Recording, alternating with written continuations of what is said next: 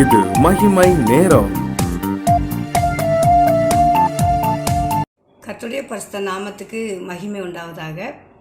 அடியனையும் கூட இந்த நாளிலும் மகிமை டிவி மூலமாக வேத பாடத்தை எடுத்துரைக்க முடியாத ஒரு கிருபையை கர்த்தர் தந்தார். அதுக்காக நன்றி செலுத்துகிறேன்.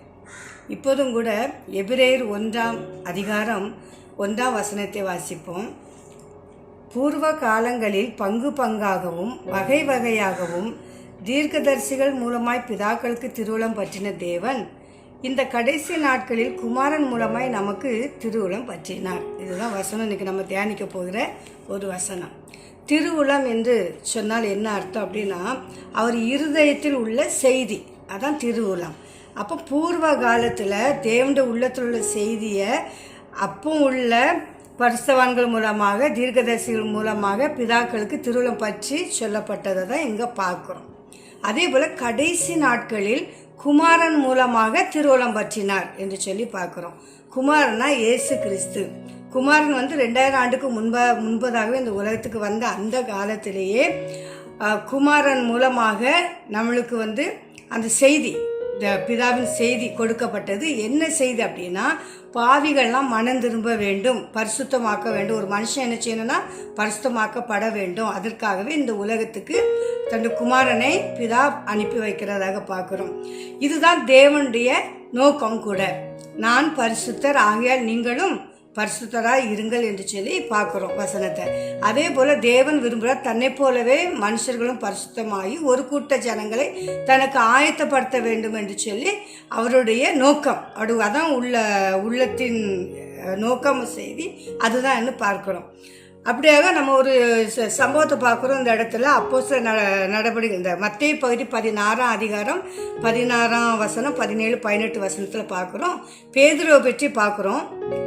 பேதுருகிட்ட ஆண்டவர் சொல்ல, நீங்கள்லாம் யாருன்னு என்ன நினைக்கிறீங்கன்னு சீசர்கள்ட்டெல்லாம் சொல்லும்போது பேதுரு சொல்கிறாரு, நீர் ஜீவனுள்ள தேவனுடைய குமாரன் அப்படின்னு சொல்கிறாங்க. ஆனால் அந்த காலத்தில் இயேசு நடமாட்ட காலத்தில் இதுதான் தேவன்ட்டு நிறைய பேருக்கு தெரியாமல் இருந்தது. அப்போது உடனே இயேசு கிறிஸ்து சொல்கிறாரு, நீ சொல்கிறது சரிதான், இதை உனக்கு அறிவித்தது பிதா தான் உனக்கு இதை அறிவிச்சிருக்கிறாங்க. பரவலோகத்தில் இருக்கிற தேவனை அதை உனக்கு வெளிப்படுத்திருக்கிறாங்க அப்படின்னு சொல்லி இயேசு சொல்கிறாங்க. சொல்லிவிட்டு அடுத்தால பேதுருவை பார்த்து இயேசு கிறிஸ்து சொல்கிறாங்க, நீ பேதுருவாய் இருக்கிறாய், இந்த கல்லின் மேல் என் சபையை கட்டுவேன் அப்படின்னு இயேசு கிறிஸ்து அந்த வசனத்தை சொல்கிறத பார்க்குறோம். இந்த வசனத்தை அநேகர் தவறாக புரிந்து கொள்கிறாங்க. எப்படி தவறாக புரிந்து கொள்ள, இந்த கல்லின் மேல் அப்படின்னா அவங்க நினைக்கிறாங்க அது பேதுருவா தான் கல் அப்படின்ட்டு குறிப்பிடப்பட்டிருக்கு அப்படின்னு நினைக்கிறாங்க. அதுக்கு பேதுருவா குறிப்பிடப்படலை, இயேசுவை தான் கல் என்று அந்த இடத்துல குறிப்பிடப்பட்டிருக்கு. இந்த கல்லின் மேல் என் சபையை கட்டுவேன் என்று சொல்லி, அதாவது இயேசு கிறிஸ்துவின் மேல் நம்ம சபை, அவருடைய சபையை அவர் கட்டுவார். அதுக்கு உதாரணமாட்டு லூக்கா 20ஆம் அதிகாரம் 18 ஒரு வசனம் உண்டு. அந்த வசனம் இதுக்கு சாட்சியாக இருக்குது. அந்த கல்லின் மேல் விழுகிறவன் நொறுங்கி போவான். அப்போ அந்த கல் யாரு? அதுதான் நம்ம இயேசு கிறிஸ்துன்னு பார்க்குறோம். அதுதான் அந்த வசனத்தில் நம்ம பார்த்துக்கிட்டு இருக்கிறோம். இதே போல தான் ஆண்டோடைய சித்தம் என்ன அப்படின்னா, பாவத்தில் இருக்கிற ஜனங்களை மீட்டெடுத்து அவங்கள பரிசுத்தமாக்கி சபையில் சேர்க்கணும். சபையில் வச்சு பரிசுத்தமாக்கி அவளை உருவாக்கி தன்னுடைய ஜனமாக தன்னோடு கூட என்றென்றைக்கும் வைத்து கொள்ள வேண்டும். இதுதான் தேவனுடைய சித்தமாக இருந்தது. அதுக்கு தான் அவர் ஆதி காலத்தில் என்ன செய்தாங்க, திருவுளம் பற்றினார். யார்? பிதாக்கள் மூலமாக திருவுளம் பற்றினாங்க. கடைசி காலத்தில் இயேசு கிறிஸ்து மூலமாக திருவுளம் பற்றுறாங்கன்னு நம்ம பார்த்தோம் இல்லையா? அதே போல் இப்போ எகிப்திலிருந்து தன்னுடைய ஜனங்கள், இஸ்ரவேல் ஜனங்கள் அடிமைப்பட்டு இருக்கும்போது அவர்கள்லாம் விடுவிச்சு கொண்டு வராங்க. தேவன் எங்கே கொண்டு வராங்கன்னா, செங்கடலை 2ஆக பிளந்து அதன் நடுவே தன்னுடைய ஜனங்களை அழைத்து கொண்டு வனாந்திரத்தில் வர்றதை பார்க்குறோம். அங்கே அவங்கள பாதுகாத்து அவங்களுக்கு ஒரு ஆசாரிப்பு கூடாரம் அமைத்து அவங்களுக்கு கட்டளைகள் எல்லாம் கொடுத்து அவங்க பரிசுத்தமாக வாழணும், இது என் ஜனம் என்று சொல்லி ஆண்டவர் அந்த இடத்துல விரும்புகிறாரு. அந்த செங்கடலை கடந்து வந்தது ஒரு ஞான ஸ்நானத்துக்கு ஒரு அடையாளமாக வசனங்கள் குறிப்பிடப்பட்டுள்ளது. இப்போதும் இந்த குமாரனுடைய காலத்தில் நம்ம பார்க்குறோம், உலகத்திலிருந்து பாவியான பிள்ளைகளை உலகத்திலிருந்து பிரித்து எடுக்கிறாங்க. அப்படிதானே? உலகத்தில் இருந்தால் நிறைய பாவம் தான் செய்ய வேண்டியிருக்கும். அப்படி உலகத்தில் வாழ்ந்து கொண்டிருக்கிற தம்முடைய ஜனங்களை அவர் என்ன செய்ய பிரித்து எடுத்து சபைக்குள்ளாக கொண்டு வர்றார். அதாவது இயேசு கிறிஸ்துவின் மேல் கட்டுவதற்காக சபைக்குள்ளாக கொண்டு வரதை நம்ம பார்க்கிறோம். அதை பாதாள வாசல்கள் என்ன செய்யாதான் மேற்கொள்ளாது. எதை? கிறிஸ்து மேல் கட்டப்பட்ட கட்டிடம் பாதாள வாசல்கள் அதை மேற்கொள்ள ஒரு நாளும் முடியாது என்று நம்ம பார்க்கிறோம். ஒரு முறை இப்படிதான் அப்போஸ்தலர் 2ஆம் அதிகாரத்தில் நம்ம படிக்கும்போது பேதுரு பிரசங்கம் பண்ணிட்டு இருந்தாங்க. அப்போ அந்த பிரசங்கத்தை கேட்டு மனம் திரும்பி விசுவாசம் உள்ளவனாகி ஞானஸ்நானம் பெற்ற ஜனங்கள் 3000 பேர் அன்றைய தினத்தில் இருந்தாங்கன்னு பார்க்குறோம். அப்படி இருக்கும்போது அங்கே ஆண்டவர் என்ன செய்யறாருன்னா, நம்ம நினைக்கிறோம் மனுஷர்கள் சேர்த்துடலாம், நிறைய ஜனங்களை நம்ம விதைக்கிறோம், இல்லைன்னு சொல்லலை. சுவிசேஷம் அறிவிக்கிறோம், இல்லைன்னு சொல்லலை. ஆனால் மனுஷனால தான் எல்லாமே முடியும்னு சொல்ல முடியாது. இது ஆண்டவர் நினைச்சாதான் சபைக்குள்ள நம்மளை சேர்த்து கொள்ள முடியும். அதே போல அந்த அப்போஸ்தலர் கடைசி 47ஆம் வசனத்துல பார்க்க போனாக்கி ரட்சிக்கப்படுகிறவர்களை கர்த்தர் அனுதினமும் சேர்த்து கொண்டு வந்தார். அப்போ சேர்த்து கொண்டு வர்றது யாரு? விதைச்சது யாரு? ஊழியக்காரங்க விதைக்கலாம். ஆனா சபையில சேர்த்து கொள்வது யாரு? கர்த்தர் தம்முடைய ஜனங்களை சேர்த்து கொண்டு, ரட்சிக்கப்பட்ட ஜனங்களை சேர்த்து கொண்டு வர்றதை பார்க்குறோம். எப்படி சேர்த்துக்கொள்ளணும்? அவருடைய சொந்த இரத்தத்தை சிந்தி நம்மளை விலைக்கரையமாக அவர் ஏற்றுக்கொண்டு அவர் மனிதர்களை சம்பாதிக்கிறான்னு நம்ம பார்க்குறோம்.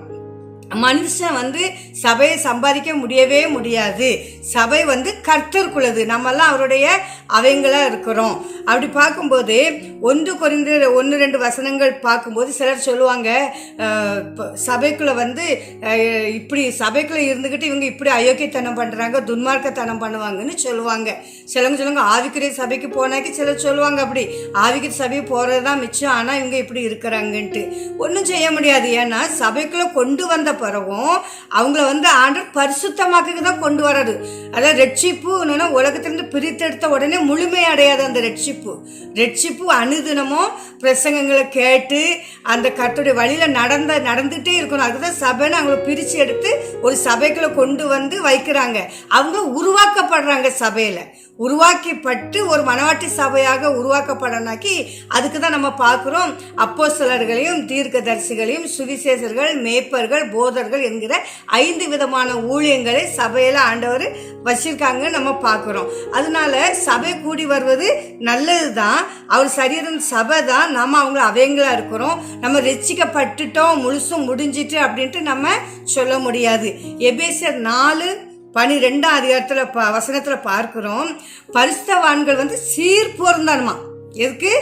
அதாவது ரட்சிக்கப்பட்டு சபைக்கு கொண்டு வந்தாச்சு, அவங்க சீர்படுத்தணும், சரியா வைக்கணும் இல்லையா? இப்போ ஒரு செங்கலுக்கு மேலே ஒரு செங்கலை கட்டிடம் கட்டுறோன்னு வைப்போமே, அந்த கட்டிடம் கட்டும்போது செங்கல் ஒரு செங்கல் கோணலாக இருந்தாக்க அந்த கட்டிடம் பூச சரியா இருக்காது. அதை தட்டி எடுத்து சரி பண்ணி தான் வைப்பாங்க. அதே போலதான் சபைக்குள்ள இருக்கிற போதனை அவங்கள என்ன செய்யுது?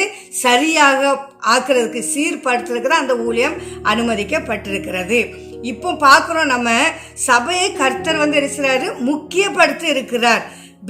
தேவனுக்கு பிரியமானவர்களாக நம்ம ஒவ்வொருவரும் என்ன செய்யணும்?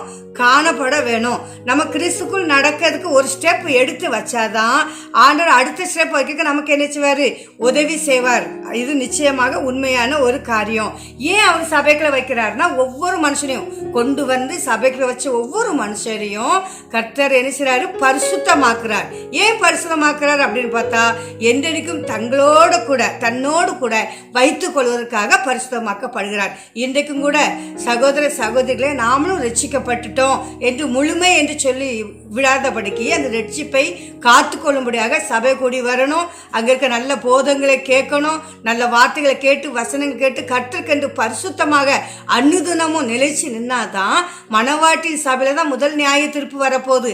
அப்போதுதான் நம்ம அவரோடு கூட நம்மளை அவர் சேர்த்து கொள்வார், எடுத்துக்கொள்வார்.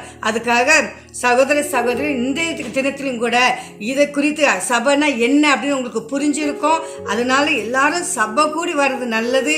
நம்ம கர்த்தருடைய சமூகத்தில் பரிசுத்தமா வாழ அடி எடுத்து வைப்போம். கர்த்தர் தாமே நம்மளை நடத்துவார், ஆசீர்வதிப்பார். ஆமேன்.